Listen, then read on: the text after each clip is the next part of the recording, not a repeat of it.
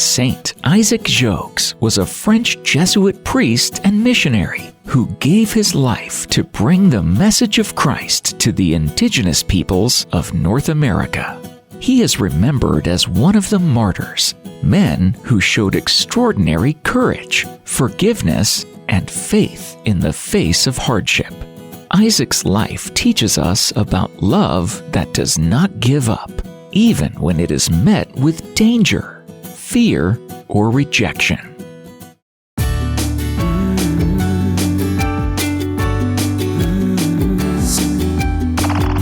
Saints. Isaac Jogues was born in 1607 in Orleans, France, into a loving and devout Catholic family. He was a quiet child, gentle in manner, but his eyes often sparkled with curiosity. He loved to read scripture and the lives of the saints, imagining himself one day traveling to far-off lands to tell people about Christ. His mother often said, "Isaac has a tender heart. Even when he is wronged, he forgives quickly." One day, while walking in the field, Isaac came across a wounded bird. His friends urged him to leave it, but Isaac carried it home. He took care of the bird until it healed. If God notices even the smallest bird, shouldn't we also care for it?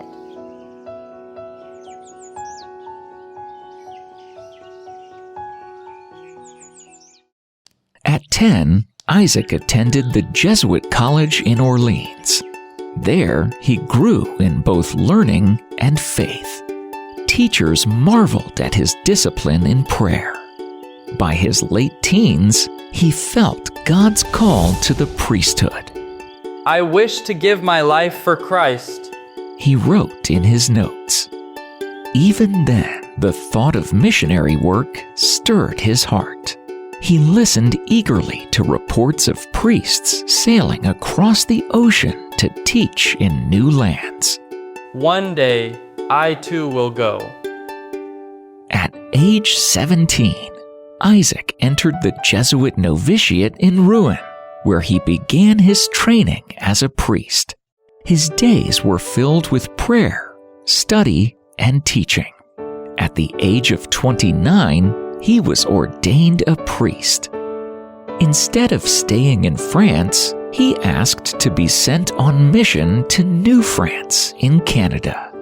Soon after, he received his assignment, New France. When he told his mother, her eyes filled with tears. "You may never return, my son." Isaac kissed her hands and whispered, "If I never return, it will be because God has kept me." That same year, he boarded a ship bound for Quebec. The journey across the Atlantic was long and dangerous, but Isaac's heart was at peace. A storm hit mid-journey, tossing the vessel like a toy. Sailors cried out in terror. Isaac prayed aloud. "Fear not, the Lord calms every storm." The waves subsided and courage returned to the crew.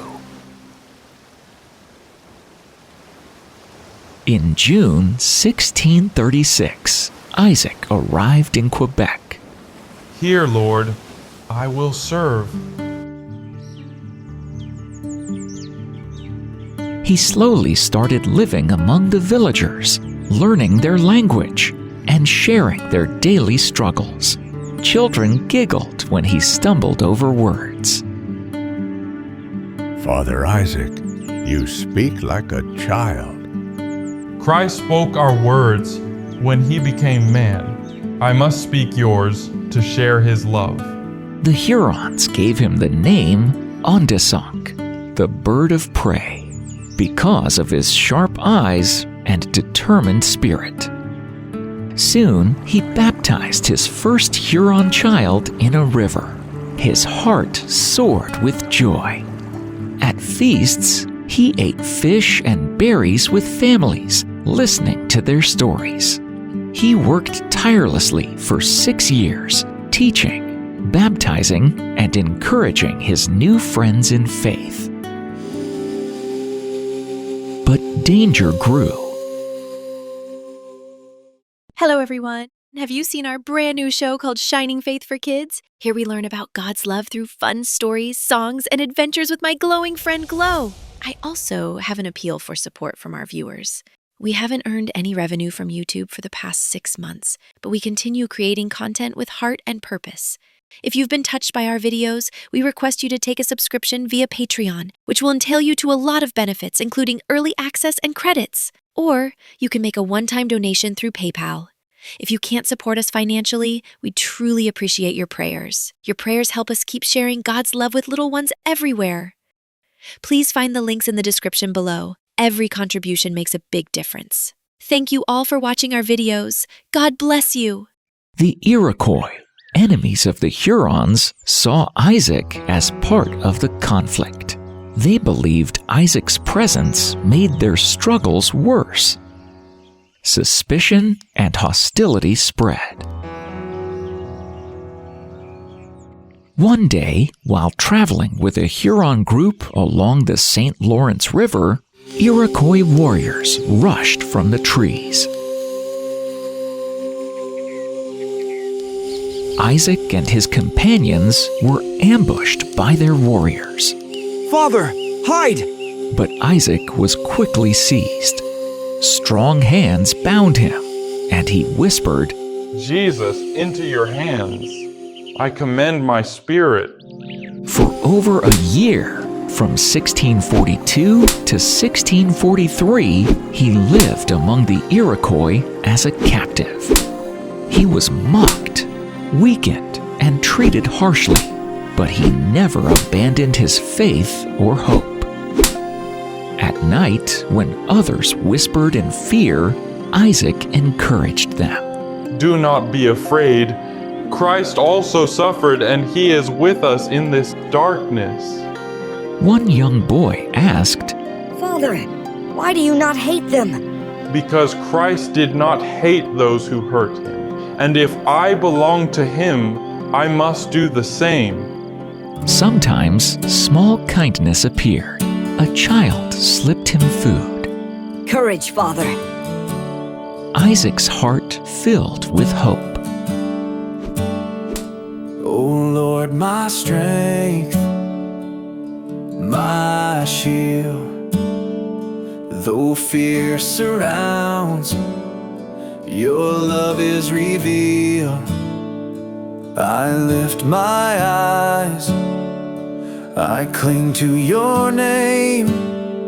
Your light is fire, a holy flame. In August, some Dutch traders helped secure Isaac's release. They sent him back across the Atlantic, and by December, he stepped once more onto French soil.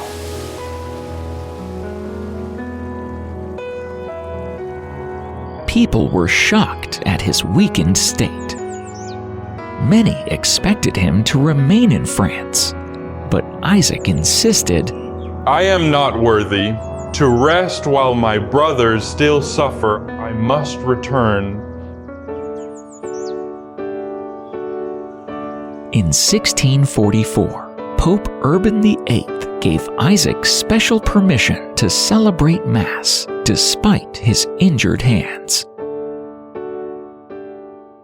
You are a living martyr, even before the crown. Isaac wept with gratitude. Rome declared him a living martyr even before the crown of death.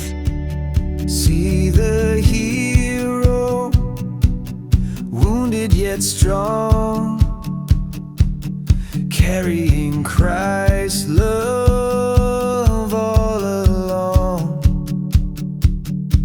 The weary hands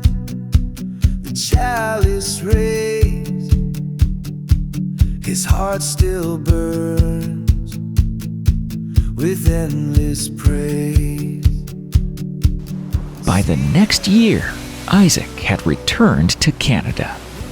He traveled again among the Hurons and later accepted a dangerous mission to the Mohawk village of Ossernanon in present-day New York. His goal was peace, both between warring tribes and between people and God. When he arrived, the villagers gasped. It is the Black Robe! Why does he return? After all he suffered? I come not with weapons, but with peace. I bring you the friendship of France and the love of Christ. At first, Isaac was tolerated. But when drought struck that summer, some grew suspicious. One warrior accused him. Since you came back, our corn dies, our children are ill. Did you bring this upon us? Isaac answered calmly. I am no sorcerer. I am a servant of the Great Spirit who made the earth. I want only your good. Still, fear and distrust spread. In October, Isaac was invited to a meal in Ossernanon. Before eating, he made the sign of the cross. To some, this small gesture seemed proof of sorcery. They started murmuring among themselves. A friend whispered urgently, Father, some here mean you harm. Be careful. Isaac only smiled. If I am to die, let me die for Christ. That evening, Isaac Jogues gave his life in the Mohawk village. At 39 years old, he had fulfilled his mission, not by conquering, but by loving to the end. At first, the Mohawks remembered Isaac with suspicion, but in time, many realized his courage and kindness. Seeds of faith, watered by his sacrifice, later grew in the same land where he died. In 1930, Pope Pius XI canonized Isaac Jogues and his companions as the North American martyrs. His feast day is celebrated on October 19th in the United States and September 26th in Canada.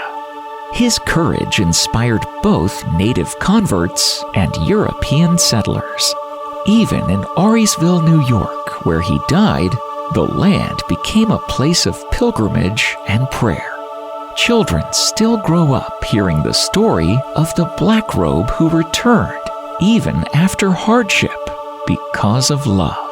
If Saint Isaac Jogues could speak to us now, perhaps he would say, Do not fear hardships when they come for Christ. Do not fear rejection or loss, for in the end only love remains, and love is stronger than death. Oh Lord, my strength, my shield. Though fear surrounds, your love is revealed. I lift my eyes